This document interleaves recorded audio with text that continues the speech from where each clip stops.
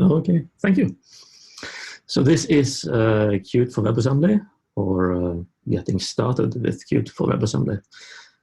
My name is Morten Sørvig, and I'm a software engineer here at the Qt Company at the Oslo office. Well, it's currently spring. Yesterday we did have snow or hail, so yeah, we'll see what that goes. But anyway, so today we are going to look at a couple of things. We are going to look at how to install Qt for WebAssembly and how to install the Mscripten SDK, which we are using. We're going to look at how to build applications, either using Qt Creator or on the command line. And we're going to look at how to deploy applications during development and also for distribution. And finally, we are going to look at some web integration topics. So these are topics which are special to Qt for WebAssembly or Qt on the web. And please ask questions. I see there are a couple of ones already. I think we have plenty of time in the end, so I'll see if we can get all of them answered. Let's start by taking a look at a demo. Let's see if I can find my desktop creator, Firefox. Yeah. So this is something my colleagues at the Qt Design Studio have made. So it's a design viewer built for the web using Qt for WebAssembly. So this is kind of a typical way this works on the web. There's a short loading time, but if you are on a fast network and on a desktop, there is it's pretty fast. So let's see if we can try another one. This is a kind of interactive webinar demo. Again, click the different buttons. There's a side menu here. And it's also integrated, like if you scale your web content, that works as well for the Qt applications.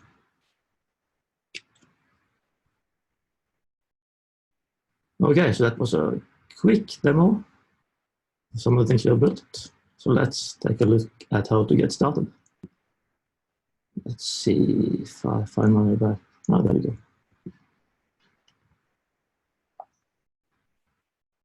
Let's see. Yeah. So what's special about Qt for WebAssembly? In comparison to other platforms? And what we're talking about here, what we're using is application distribution on the web. It means that you can create a single app binary, which is cross-platform. So with Qt, normally your source code is cross-platform. But now the binaries that you build will be cross-platform as well. So you can create a single build and then distribute that so that it will work on several platforms, as long as that platform has a modern web browser available.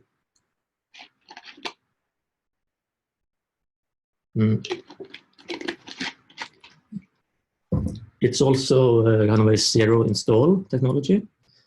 So the user can browse through the application by typing in an URL, and there's no install step. So no plugins, no downloads, and so on. The application is sandboxed. So that means that the user does not have to trust the application. So by default, the application will not have access to the user's files and so on. And this also has implications for how you design applications for the web. And finally, there's no App Store review. So that means that you are free to publish new versions of your application at any time on the web. So if you're looking for something like this, then Qt for WebAssembly might be a good fit.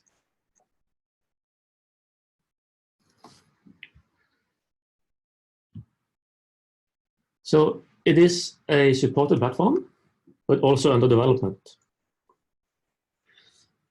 So that means we might not support all the modules that you are using. So, for example, and what we recommend is that you build a prototype to see if Qt for WebAssembly is a fit for your use case. So that way,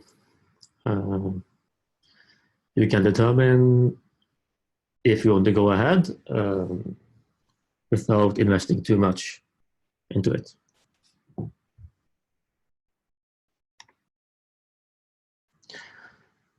Okay, so the first thing you need is the SDK, which is called Emscripten.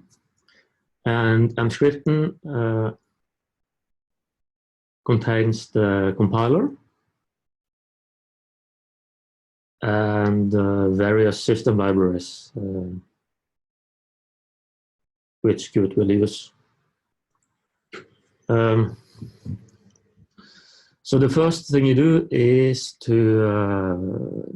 we have to make sure that the Qt versions and the Emscripten version matches up. So there's a table here, and it's also on the wiki. I'll display the links to the wiki and to the documentation on my final slide. So let's say you're using Qt 5.15, which we are about to release. Then you want to make sure that you start out by using Emscripten version 139.8. So that will be the minimum version that Qt supports. We also aim to support newer versions of Emscripten in our patch releases. But it's recommended that you start out with the minimum version. And especially if you're using the binary distribution, then that will stay on the minimum Emscripten version for the given Qt release. So the Qt 5.15 binary releases will be built using Emscripten 139.8 for the lifetime of Qt 5.15.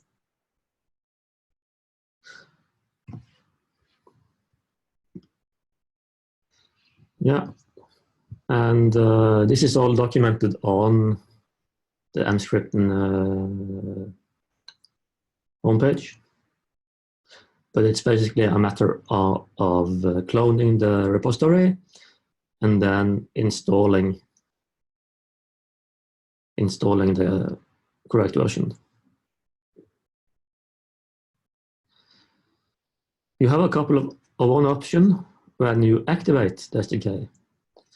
That is to either activate a self-contained install or create a global install. So the self-contained install has the benefit that that you can install several versions of the SDK in parallel, and then that they won't interfere with each other. So this can be useful if you are testing new versions of the Emscripten SDK, or if you are using several Qt versions. However, if you're using Qt Creator, then Qt Creator currently requires a global install in order to find the SDK. So this is depending on how you want to use Qt, this is something to be aware of.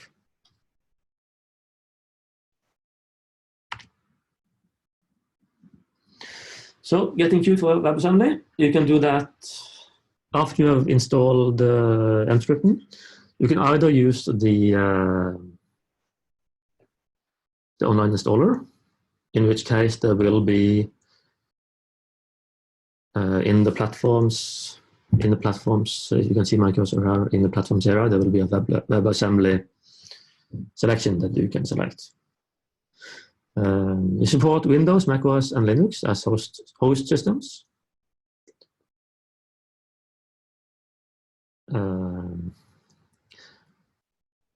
And for the module subset, we do support widgets, Qt Quick, and Qt Quick controls, and a couple of others. They are listed on the wiki. You can take a look there. So if you have a Qt widgets application or a Qt Quick application, then it should be possible to move it, to build it for Qt for WebAssembly as well.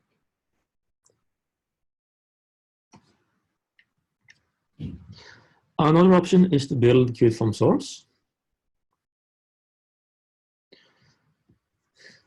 And this means that you can, for example, install a newer mscripten SDK version and then build everything using that SDK version.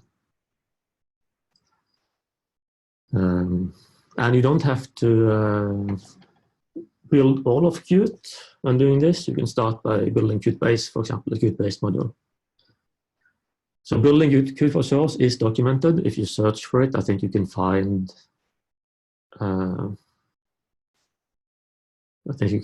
documentation. So the special thing about Qt for WebAssembly is that it is a cross-platform build.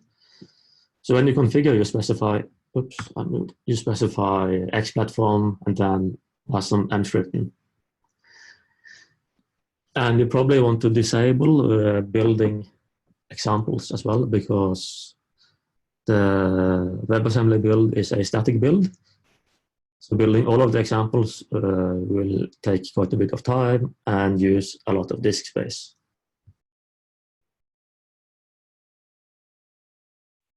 And in addition, this will allow you to configure Qt features like enabling threading support.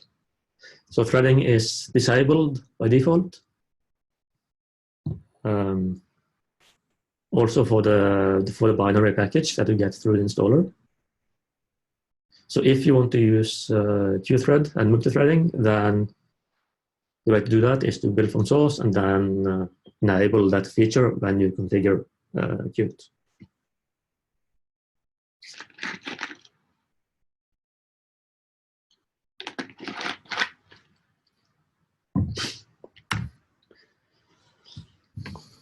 So we've installed mscripten, we have built or installed Qt, and it's time to build your application. And one option here is to use Qt Creator. Qt Creator now has a plugin for using the mscripten SDK. And I just wanted to quickly demo that. Let's see if yes, Qt Creator. Yeah, let's make that full screen. So here I have a simple, this is just a simple getting started of one of the QML built-in QML examples. And the way this works is that, let's see, WebAssembly should show up as a auto-detected kit. So this Qt Creator should find the compiler if you have the compiler in path. And you sometimes have to select mscripten compiler here to make it work. But this is how it should look.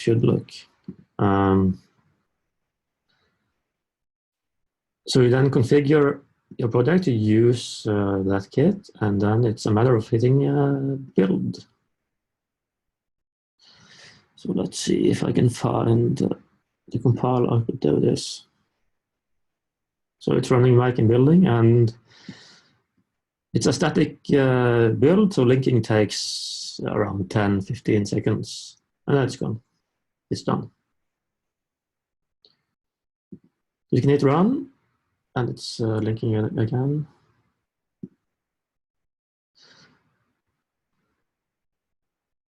Let's see. This should start the web browser. Yeah, there we go. Here's the example. This is our example QML application. So this is pretty easy, simple to use. It's sometimes, if the web browser does not show up, you sometimes have to restart or close the web browser before hitting run in Qt Creator. That's the only thing to be aware of there.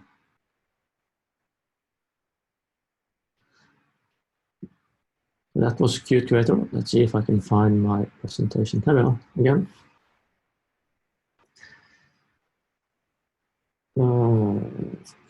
Yeah.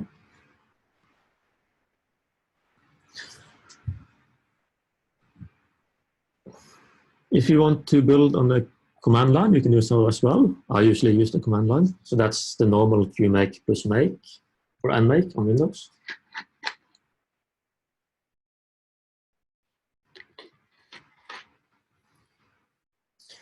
And when you do that, you will get a set of build artifacts. So that's, you get HTML file, that's the HTML container, which you can load in a web browser. And this HTML file is something you can edit if you want to integrate the application. Like in an existing web page, you can do that, or the default HTML file just uses the entire canvas to display the application. But that's configurable on your side. Then you get Qtload.js, which is our public API for loading Qt applications. We get the mscript and JavaScript runtime, and the main statically linked WebAssembly file. If you're building with threading enabled, you also get a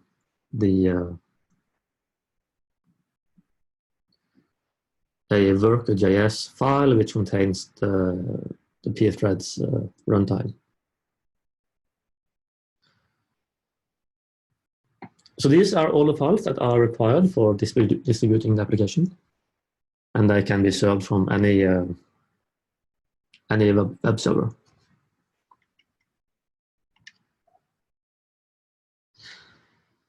So one thing you do need is, when developing, you do need a development web server.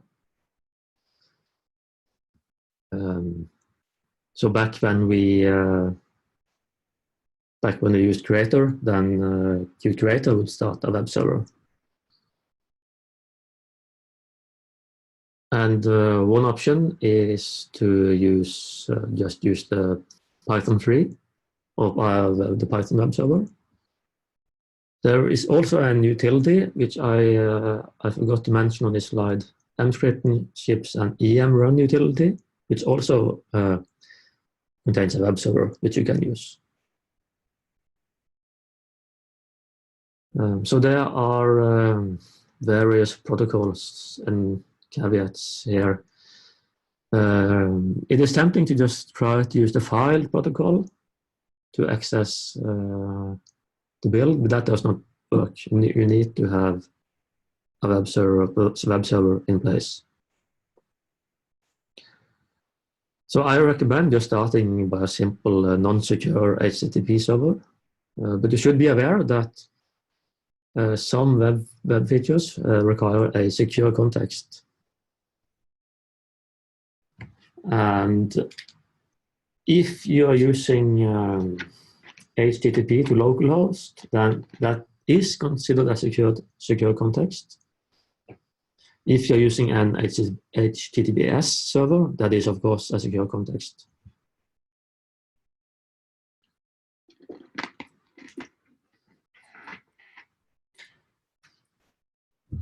So this is something to be aware of. For example, if you start an HTTP server and then browse to it by IP address, then you might find that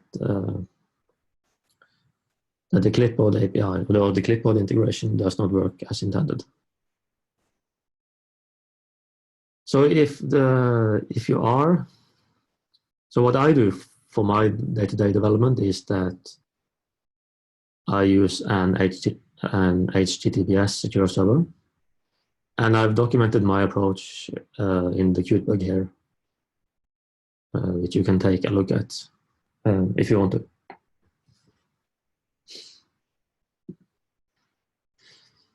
So for web distribution, you want to use a proper web server.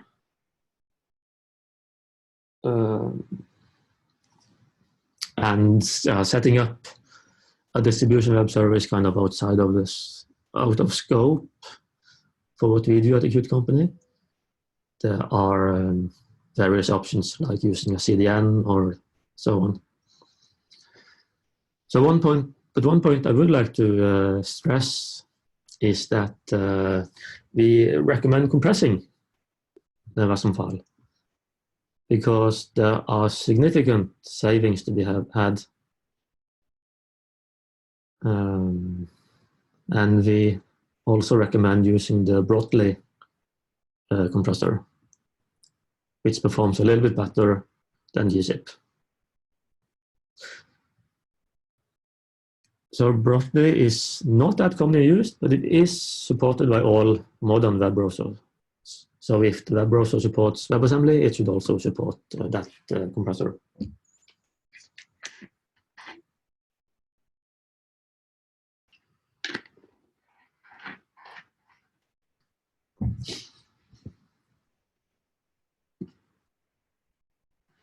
Okay, so let's take a look at some of the specific topics. Networking is possible, but there's a web sandbox in place, of course. So there's a couple of things that work. You can use Q Network Access Manager back to the same origin, or to a host which is configured to use cross-origin resource sharing. And that also means, so Q Networks as an access manager, that's the C++ API, and you can also use the corresponding Qt Quick API, which I believe is the XML HTTP request API. You can also use QWebsocket, and that maps, of course, to the browser's WebSocket implementation. And then you can connect to any host. There are also various, or at least one bridging or tunneling option available. So if you're using POSIX sockets,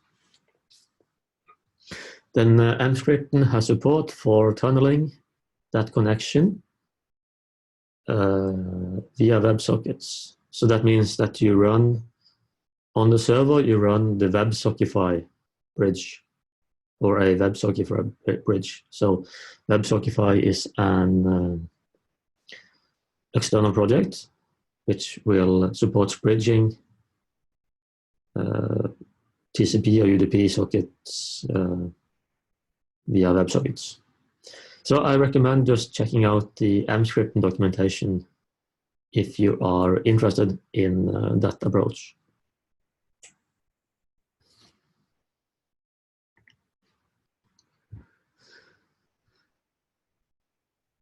So on to multi-threading. The default build is single-threaded, and all browsers support the single-threaded builds. At this time, only Chrome has support for multi-threading, as far as we can see. Firefox used to have it, but it was disabled again. But it is possible to create a multi-threaded build and then test in Chrome. Firefox also has a developer mode, which you can enable to enable threading if you use Firefox, the nightly build of Firefox. Safari does not support threading as far as we know. And one thing to be aware of is that Firefox will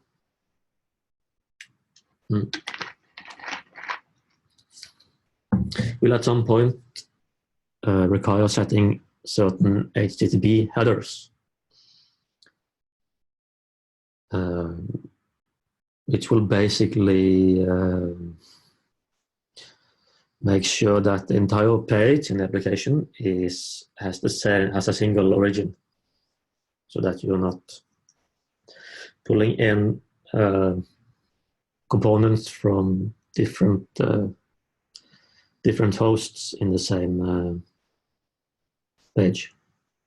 It shouldn't be a problem for Qt, since Qt build typically is self-contained. So this is something to be aware of. These headers have to be set on the server. If you're using the development server that I talked about earlier, then that server sets these headers as a convenience.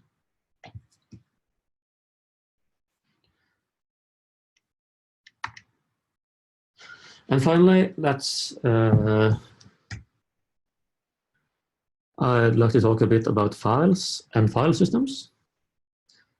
So again, there's a sandbox, or the web sandbox restricts access to the local file system. So this means that if you're using Qfile, for example, there's no way to access the user's files or using Qfile. So what mscripten does is that it implements does implement a file system API, and Qfile will use that API. And then there are several backends. One backend is an in-memory file system. So you can write, say, a temporary file and then read it back, but it will, of course, disappear when the user navigates away. Mscripten also provides a persistent file system called the IndexedDB file system. So IndexedDB is a web technology which gives each page some space to store data, which will persist across page reloads. So the data will be there when the user navigates to that page again.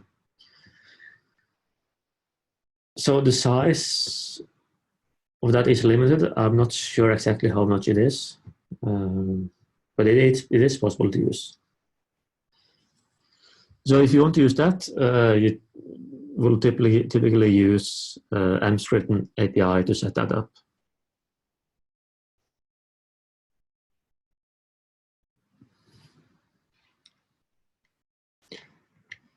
So, and to summarize the Qt options, so Qfile goes to the in-memory file system by default. Qsettings actually has an IndexedDB backend, so Qsettings should persist across reloads. Qfile dialog has API for accessing the local file system. So we've added the two functions here, two public API functions. for asking the user to pick a file,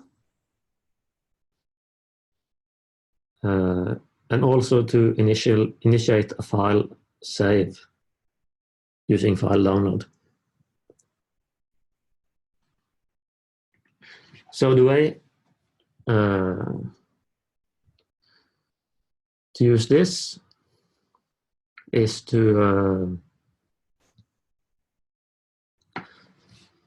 it's like this, where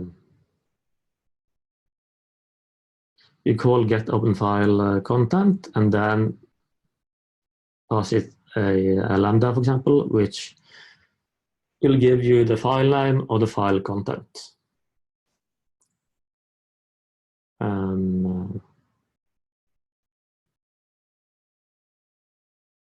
And this will then show a native file dialog.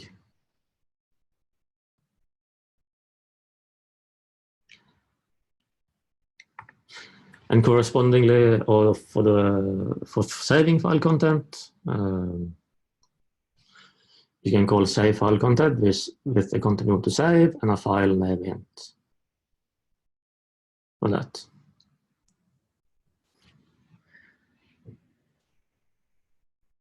So, and I do have a demo for this, which I would like to show. Let's see if I can find my Firefox. There we are.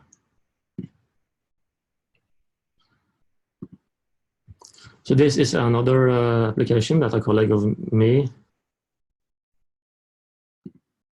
made. It's a pixel drawing application.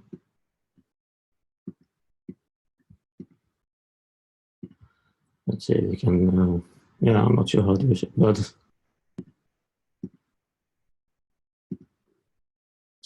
and I have wired up the open and save functions here, so I can save, and then this is a native dialog. I hit save file and it will be saved. And then I can hit open again and I can find it if I browse my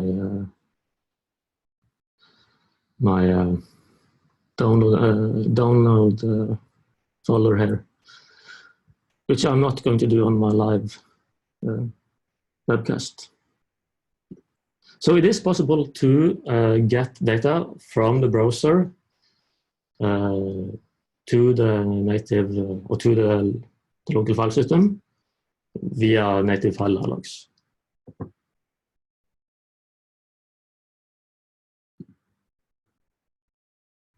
Okay, so let's go back to the presentation. Yeah, so that was all the slides I have, and I think we have plenty of time for Q&A now.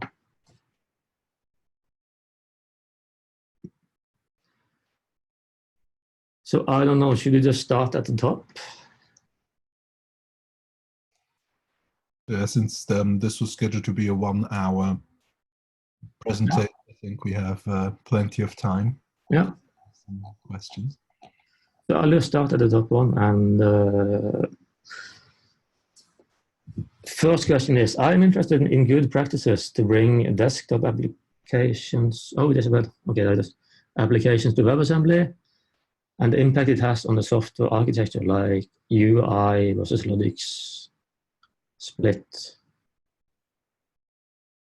So the simple question is actually that you just build your Qt applications for a new target, and then you can keep the UI, the split as you had it for the Qt application. So I have touched on some of the practices, like how to access files. So there are going to be certain things that you have to adjust for the WebAssembly target. Yeah, next one. Why is it called WebAssembly? So it's actually more of a Qt for the web, you could say. And we are using the WebAssembly technology to build the application. Yeah.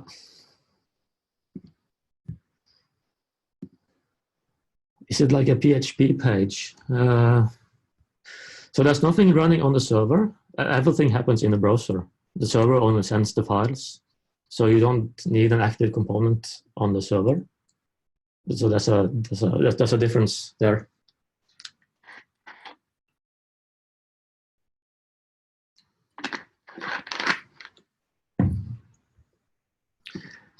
Next, there's a question: can WebAssembly be used with the open source version? And what constraints are there? And is statically linked? So yes, that is true. It can be used with the open source version, but it's actually GPL 3 licensed, and it's statically linked. So that does set some restrictions on what you can do with the open source version.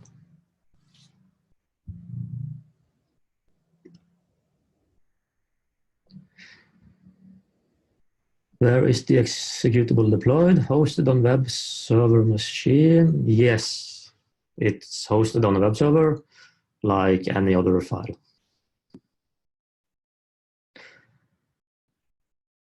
How to connect to MySQL? Yeah, that's a very interesting question. So if you have, for example, MySQL running on some server, how do you connect to it? And we are not sure yet. It would require perhaps tunneling the MySQL connection via WebSockets. So that's on the to-do list.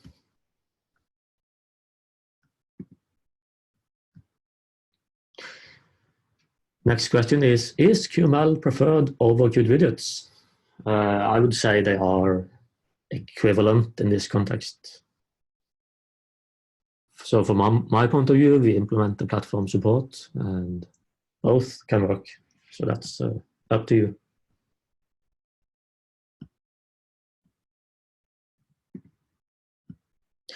Next question, when do you think we can use Qt WebAssembly to make real products? That depends on what the product is. So yeah, I can only recommend the prototype and see if the current support is good enough for your use case.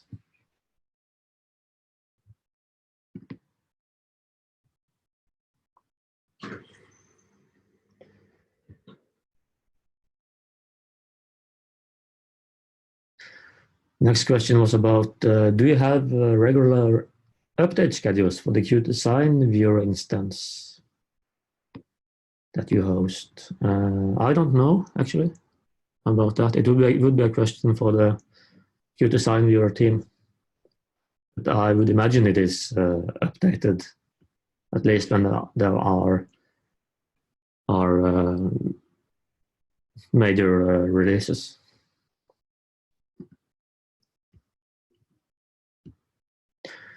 Next question, is there a way to combine the Qt-based app with other external JavaScript libraries? And the answer is yes, there is.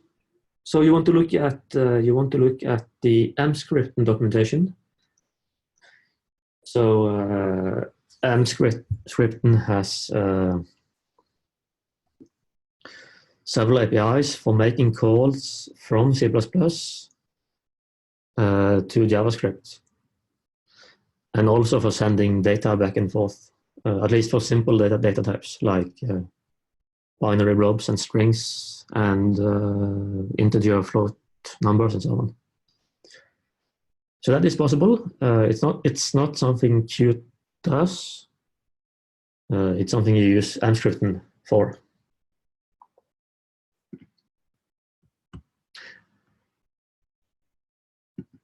Let's see.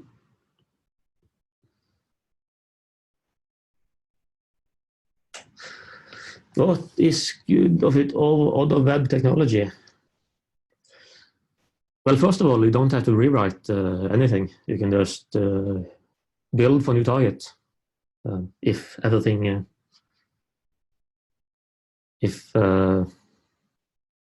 well, if it depending on which modules you use. So I would say that's it's like a cost use thing. Like building a native or a web application from scratch would give you a better integrated web application at this point. But then you would have to invest in building the application. So that's the kind of the approach you're going for, I think. Yeah. You should use the excellent Qt HTTPS server from Mikhail. Okay, I'll check it out if I can find it. Are there additional steps needed to be done during completion of build for HTTPS support? No, that's all on the server. So you can use the same Qt build for that.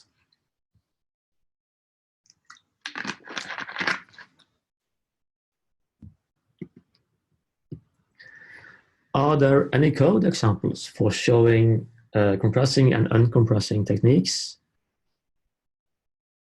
I don't think we have any. So this depends on how the server is set up. I know that some web servers will compress on the fly, like you can just,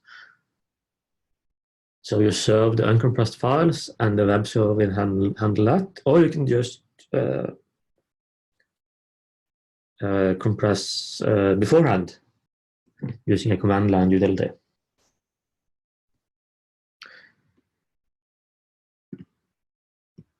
So next question, is there also a LDPL license? And answer is sorry, it is GPL3 only, in addition to commercial, the commercial license.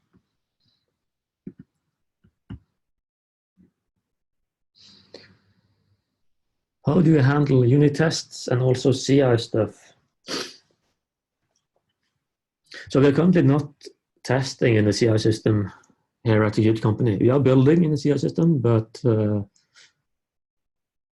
to the way QTestLib works, we haven't completely finished porting that to WebAssembly. So you can run unit tests in the browser. They might time out during the run, but yeah, so that's still work in progress. Can you use the server CPU for code execution? No, Qt for WebAssembly is client-side only. But if you want to run the application on the server, then you might want to take a look at the at Qt for OpenGL, or Qt for WebGL, I think it's called, or Qt for WebGL streaming. So that's another platform integration we offer, which will run the application on the server and then stream the user interface to the client. Yeah. WASI support, or I don't know how you pronounce it, WASI. We have briefly looked at it. It's not something we support. So what WASI is, it's a separate set of APIs for WebAssembly. So it's kind of a new set of APIs. It is not web-based.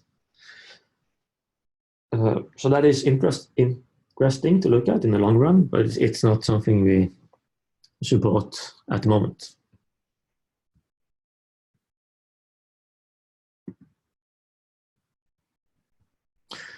Next question. Again, I feel confused about the term WebAssembly. Can it be called the Qt Web Dynamic Page? Yes, it could be called Qt for the Web instead. That is true, because I mean WebAssembly can be used also outside of the web. So there's a certain ambiguity to that term.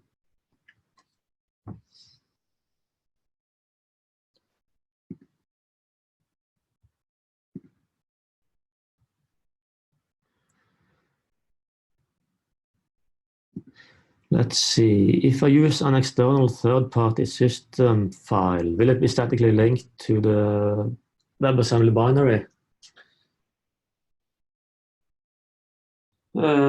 So you should then get that external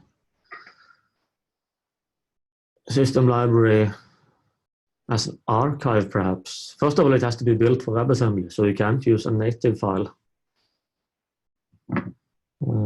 Yeah, so the best option is probably to get the system, the library in source code form, and then build it.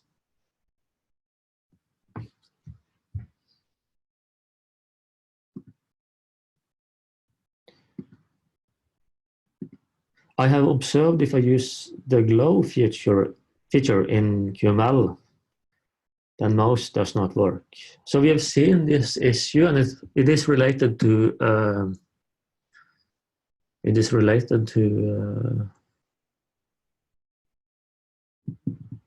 the Qt graphical effects module, I think. So I would recommend filing a bug report for it, and then we can take a look.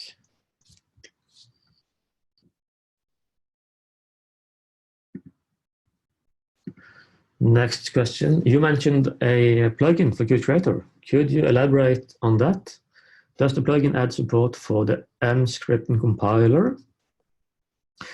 Does it have a new product wizard with a basic application framework? So it's yes, it adds support for the compiler as a kit, as it's called in Creator.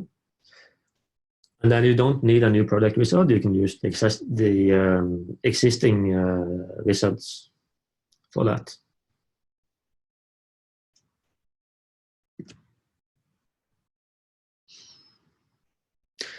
Let's see, for local file access, does it apply to the server-side local or user client-side local files? So that is client-side local files. There's no way or automatic way to access server files. Well, except for making an HTTP request using Qnetwork Access Manager. Why is threading disabled by default? So the reason is that it's not supported widely in the web browsers yet. So we want to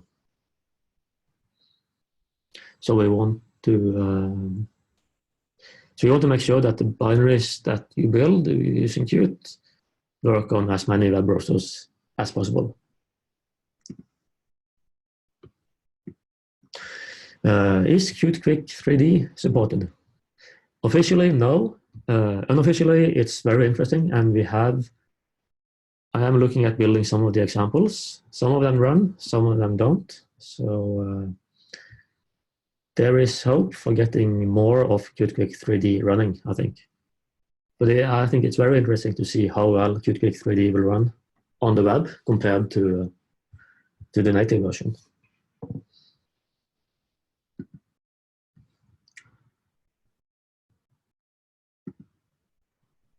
For the roadmap,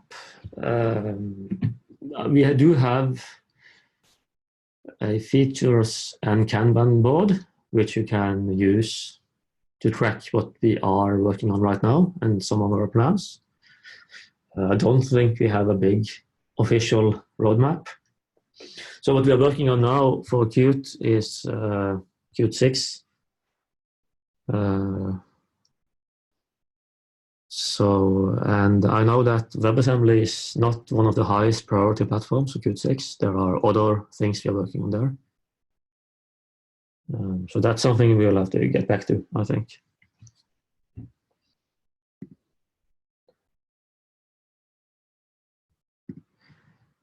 Qt 3D question is, does Qt 3D work in WebAssembly? And I think Qt 3D requires, or it doesn't work too well on WebGL.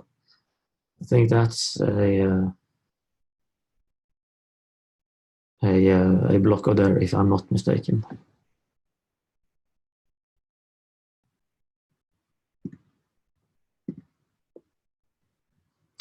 What exactly happens when a browser displays compiling when loading in WebAssembly? So what happens there is that the WebAssembly file, the .wasm file, which is in a cross-platform format, gets compiled to a native format, which is specific to the browser and to the platform the browser is loading on.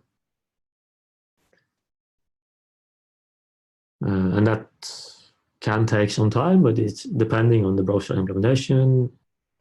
It's often quite fast, for example, in Firefox.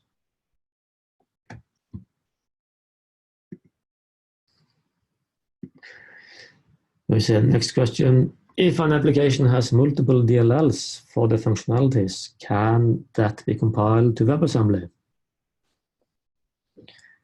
So you would have to switch to using a static build then, instead of a dynamic build. And you can test that out on the desktop, in fact. If you build from source, then you can see if a static build can work for your application.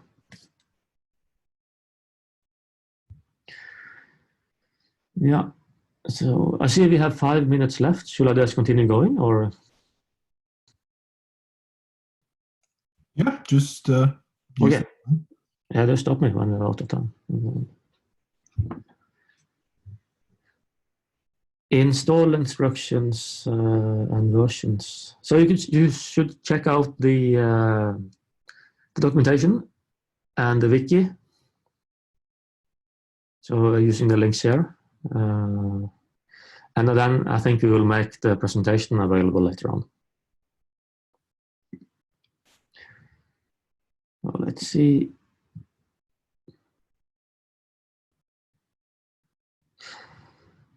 Do custom C++ component Qt Quick Paint item just work in this environment?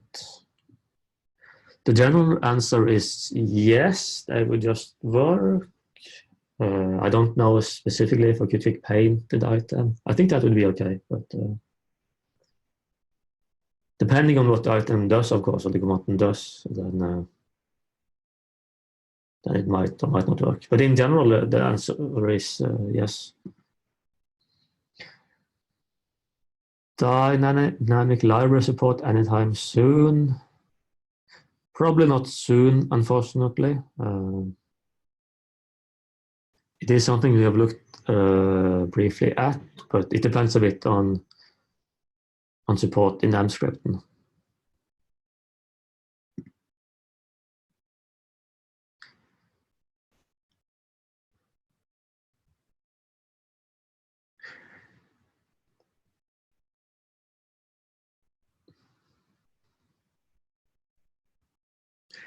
Let's see, each page a separate application. To unify the app with different views.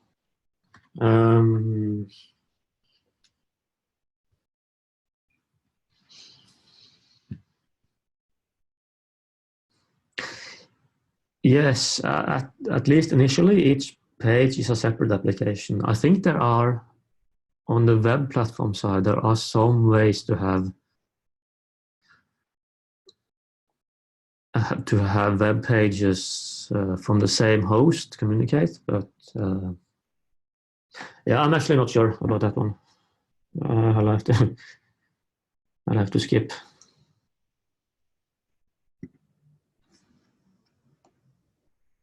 Is WebSocket server supported? No, that's not supported. So you will have to run that server on an actual server somewhere.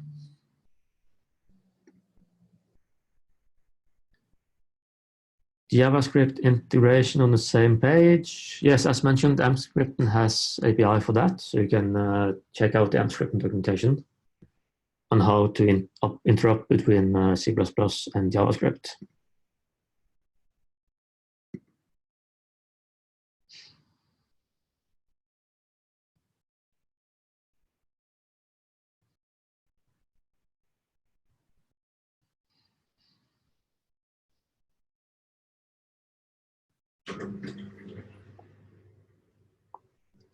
Is it possible to build a non-GUI module? And currently we do require a Qt GUI application object. We are looking into supporting Qt application as well. But I think what we can currently do is just create a Qt GUI application and then just don't or skip showing any windows, and that should be and then that could be a non-GUI module.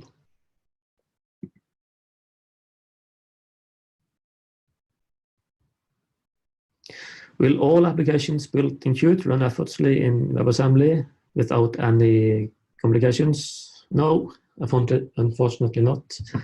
Depending on what you do, there will be complications. So we have some people are able to just get started in a couple of hours and then fix one or two things and then have a version of their application running. But depending on which features you use, then you might run into additional complications.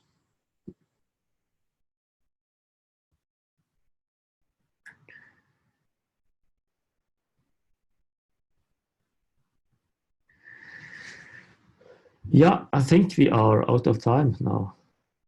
All right. Well, thank you for taking the time. Thanks everyone for submitting your questions. What I can do, I can save these questions and send them over to you, Morten, so you can answer them at your own pace. I can perhaps type some answers. Yeah, I'll stop.